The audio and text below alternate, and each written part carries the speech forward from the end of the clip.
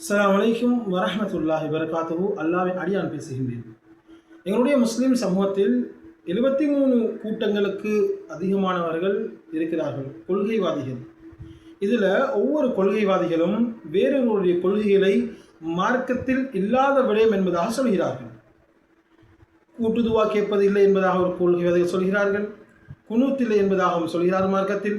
அதே போல விரல்களை ஆட்டுவது என்பது அதுவும் மார்க்கத்தில் இல்லாத விஷயம் என்பதாக சொல்கிறார்கள். அதே போல நெஞ்சு பகுதியில் தக்பீர் கட்டுவது இல்லை என்பதாக சொல்கிறார்கள். அதே போல ஜியாரத்தினுடைய வணக்க வழிபாடுகள் மார்க்கத்தில் இல்லை என்பதாக சொல்கிறார்கள். அதே போன்று தொழுகை என்பது சில மக்கள் தொழாமல் திக்ர் மட்டும் செய்கிறார்கள், அதுவும் இல்லை என்பதாக சொல்கிறார்கள். இப்படி 73 கூட்டமும் ஒவ்வொரு விடயங்களை மார்க்கத்தில் இல்லை என்பதாக சொல்லி 73 கூட்டங்களாக பிரிந்திருக்கிறார்கள். ஆனால் இந்த 73 கூட்டமும் ஒன்றாக சேர்ந்து மார்க்கத்தில் இல்லாத ஒரு விடயத்தை செய்கிறார்கள்.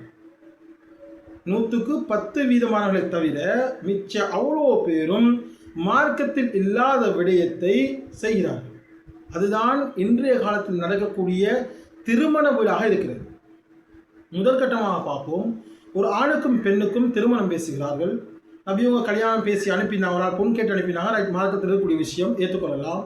இரண்டாவது விஷயம் அடையாளம் போடக்கூடிய விஷயங்கள். மார்க்கத்தில் அடையாளம் போடுவது என்பது இருக்கிறதா? ஆண்களுக்கு மோதிரம் போடப்படுகிறது, அதே போல் மணிக்கூடுகள் கட்டப்படுகிறது, அதே போல் பெண்களுக்கு கை செயின்கள் அல்லது மோதிரம் கட்டப்படுகிறது. அதற்கு ஒரு நிகழ்ச்சி ஒன்று, ஒரு ஃபங்க்ஷன் ஒன்று ஏற்பாடு செஞ்சு செய்கிறாங்க. அதற்கு அடுத்த கட்டமாக பெண்ணுக்கு மெஹந்தி வைக்கிறாங்க. மெஹந்தின்னு சொன்னால் மருந்து ஒண்டி வைப்பாங்க. அதுக்கு ஒரு ஃபங்க்ஷன் ஏற்பாடு செஞ்சு சாப்பாடுகள் செஞ்சு அந்த பிள்ளையினுடைய தோழிகள்லாம் வர வச்சு ஒரு நிகழ்ச்சி ஒன்று செஞ்சு அதை செய்கிறாங்க. அதற்கு அடுத்த கட்டமாக என்ன செய்கிறார்கள்? திருமண வீடு. வலிமா என்பது மார்க்கத்தில் அனுமதிக்கப்பட்ட ஒரு விஷயமாக இருக்கிறது. ஆனால் 2 திருமணங்கள் நடைபெறுகிறது, 2 கல்யாணங்கள் மிக பிரம்மாண்டமான முறையில் நடைபெறுகிறது. அந்த திருமண வீடுக்கு முன்பதாக ஆக மோசமான கேவலமான ஒரு பழக்கம்தான் இந்த தட்டுகள் கொண்டு போகிறது. எப்படி தெரியுமா கொண்டு போகிறாங்க? பெண் வீட்டிலேருந்து ஆண் வீட்டுக்கு 25 சகன்கள் கொண்டு போகிறாங்க. வீட்டிலேருந்து பெண்களை வெளிக்கிடுத்தி ஆண்கள்லாம் வெளிக்கிடுத்தி டொல்பின் ஒன்று பிடிச்சி அல்லது கார் பிடிச்சி 25 தட்டுகளும் அழகாக சோடிக்கப்பட்டு, கிட்டத்தட்ட ஏழை வீடுகளாக இருந்தால் 2 லட்ச ரூபா பெறுமதியாக இருக்கும் தட்டுகள், கோடீஸ்வரர்களாக இருந்தால் அது ஒரு 15-20 லட்ச ரூபா பெறுமதியான தட்டுகளாக இருக்கும்.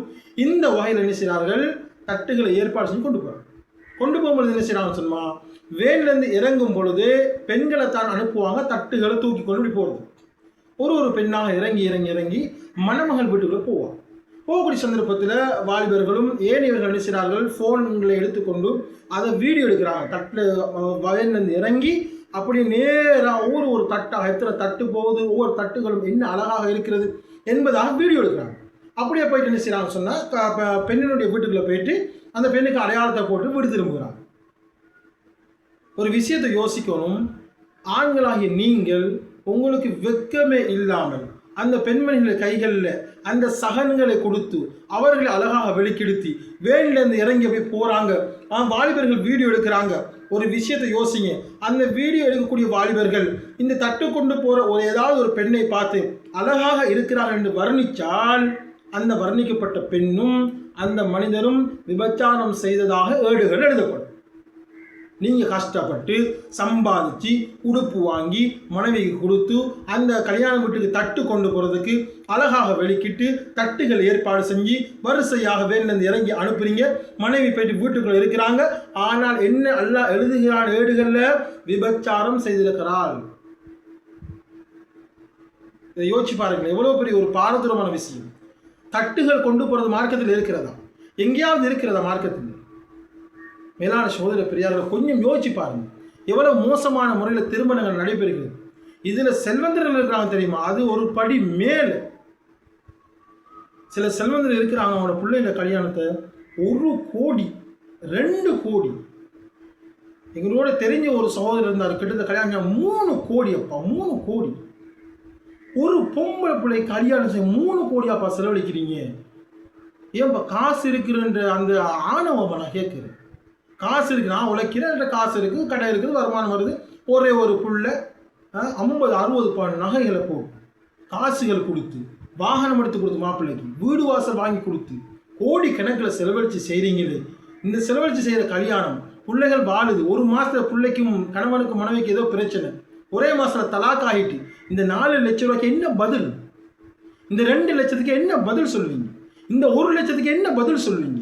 காசு இருக்குன்னு சொல்லி செல்வந்தர்கள் எல்லாரும் ஏன் இவ்வளோ மோசமான முறையில் உங்களோட திருமண வீடுகளை வச்சிருக்கீங்க? எத்தனையோ ஏழை பெண்மணிகள் வந்து பாருங்கப்பா, கிராமப்புறங்களில் 30 வயசு கல்யாணம் முடிக்க காசு இல்லை, 27 வயசு, 26 வயசு, 25 வயசு, ஏமா கல்யாணம் முடிக்கல? காசு இல்லை. இவ்வளோ ஏழைகள் இருக்கத்தக்க நீங்கள் உங்களோட ஒரே ஒரு பொம்பளை பிள்ளைக்கும் ஒரே ஒரு ஆண்மகனுக்கும் 1 கோடி 2 கோடி 3 கோடி ரூபாய் பெறுமதியான காசுகளை செலவழித்து சமுதாயத்தில் நீங்கள் ஒரு செல்வந்தர் என்று காட்டுவதற்காக வேண்டி வீணாமாக காசுகளை செலவழிக்கிறீங்களே, உங்களுக்கு கொஞ்சம் கூட மனசாட்சி உறுத்த இல்லையா? இதை பார்க்கக்கூடியவங்க சொல்லுவாங்க, அது நாங்கள் உழைச்ச காசு, நாங்கள் செலவழிக்கிறோம், இவர் மௌலைக்கு என்ன பிரச்சனை? நீங்கள் தான் உழைச்சிங்க, நீங்கள் உங்களோட தாயோட வயிற்றுக்குள்ளேருந்து வரும்போது காசோட வெளியே வந்தீங்க. இது அல்லாஹ் தந்த பணம். அல்லாஹ் சொல்கிறார், உங்களோட காசில் சரியான முறையில் நீங்கள் ஜகாத்தை நிறைவேற்றணும். கொஞ்சம் பேர் சொல்லுவாங்க, மோடி அது நான் கொடுக்குறேன், உங்களுக்கு தெரியாது, நான் எப்படி கொடுக்கணும் தெரியுமா? நீங்கள் கொடுக்கக்கூடிய தர்மம் இவ்வளோ பெரிய தொகையை கொடுத்துட்டோமே என்று உள்ளத்தில் ஒரு கவலை வரணும். அவ்வளோ தூரம் கொடுக்கணும்.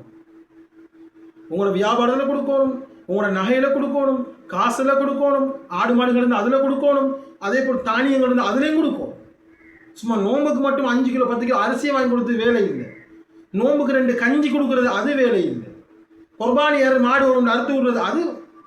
ஜக்காத் நீங்கள் சரியான முறையில் உங்கள் சொத்து செல்வம் அவ்வளோத்தையும் கணக்கிட்டு ஒவ்வொரு வருஷம் கொடுக்கும். நீங்கள் என்ன செய்கிறீங்க? இருக்கிற காசை வச்சு 2 பிள்ளை ஆடம்பரமான திருமண வீடுகள். அப்படியே சொன்னாங்க, ஏழைகள் அழைக்கப்படாத திருமண வீடுகள் அது திருமண வீடே இல்லைன்னு சொன்னாங்க. யோசிச்சு பாருங்க, கோடீஸ்வரர்கள் ஹோல்களை புக் பண்ணி மிக பிரம்மாண்டமான முறையில் திருமணம் செய்யும்போது ஏதாவது ஏழைகள் அவங்க வருவாங்களா? ஏதாவது ஏழைகளுக்கு நீங்கள் சொல்லியிருக்கீங்களா? மேலான சகோதர பெரியார்களே, செல்வந்தர்களே, அநியாயமான முறையில் உங்களோட காசுகளை வீணாமாக்காது. கிராமங்களுக்கு போயிட்டு உங்களோட பிள்ளை திருமணம் அடித்து வைக்க போறீங்கன்னா அவங்களோட பிள்ளையோட பேரில் ஒரு 15 பிள்ளைகள் அல்லது 20 பிள்ளைகளுக்குரிய திருமண ஏற்பாடுகளை செஞ்சு கொடுங்க. உங்களோட பிள்ளை கபூரில் மௌத்து வரைக்கும் நிம்மதியான வாழ்க்கை வாழும் கணவனோட. உங்களோட பிள்ளை நிம்மதியாக கணவனோட சந்தோஷமாக வாழணுமா?